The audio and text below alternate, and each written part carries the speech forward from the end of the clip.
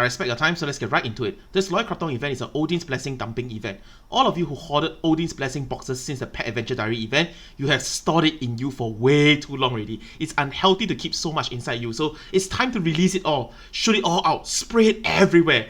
Alright, so in the previous Pet Adventure Diary, I was told that farming small mobs was better for drops. However, my viewer sent me a screenshot from Stellarist Discord this afternoon. Shout out to Dada and credits to Stellarist. Based on this screenshot, it seems that the drop rates between small, medium and large mobs are pretty balanced. The drop rates for higher level mobs are increased as well. So, long story short, if you believe the datamine screenshot, farm whatever you want. If you don't believe it, do test it out and let me know if the results don't match. So personally, I'll be finding a mob with the lowest HP within 6 levels, so I can kill the fastest while still getting the Odin's Blessing benefits. So after farming those items, you can combine 4 banana, 4 candle, 2 marigold, and 1 globe amaranth. You know, when I first read it, I was like, huh? Amaranth, the streamer? Well, she definitely do have globes. So you can combine all these things into one small floating lamp.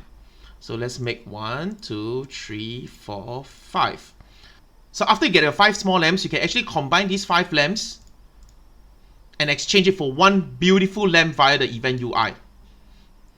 And then if you open up your inventory, click the beautiful lamp, it will auto path you to Prontera Soft Bridge area where you can actually use the lamp.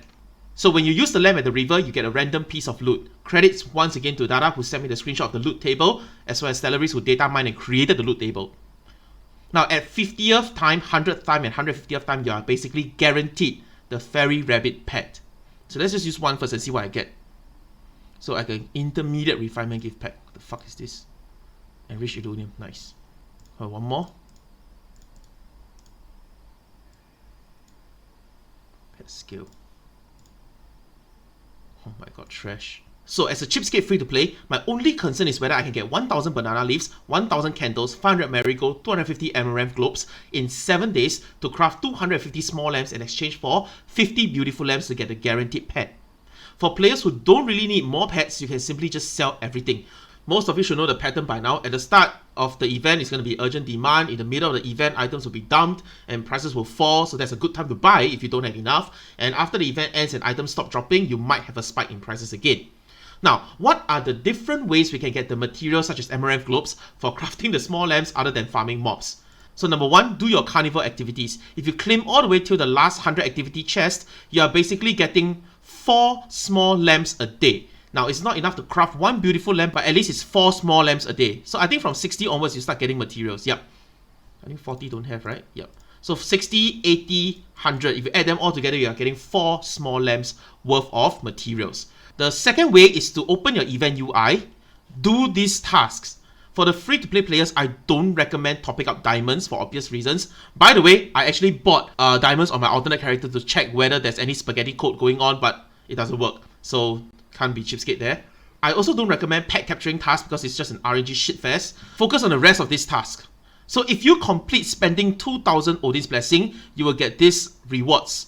And if you complete it, you will get to the next tier, which will get you even more crafting materials like amaranth globes. So of course there will be a limit. I think once you hit the highest tier, that's the end of the free rewards. Oh yeah, another PSA, I tried buying the package via the event UI using diamonds on my alt. And based on the event UI, it actually tells you that the items and the materials like amaranth globes, they are not bounded when you buy them. But actually after you buy them, you'll notice that they are all bounded. So don't be scammed. So I guess the plan is pretty straightforward. If you don't want the Fairy Rabbit pet, you can just start selling crafting materials like amaranth globes from day 1. If you want the pet, start opening up all your hoarded boxes and spray your Odin's Blessing all over the mob's face.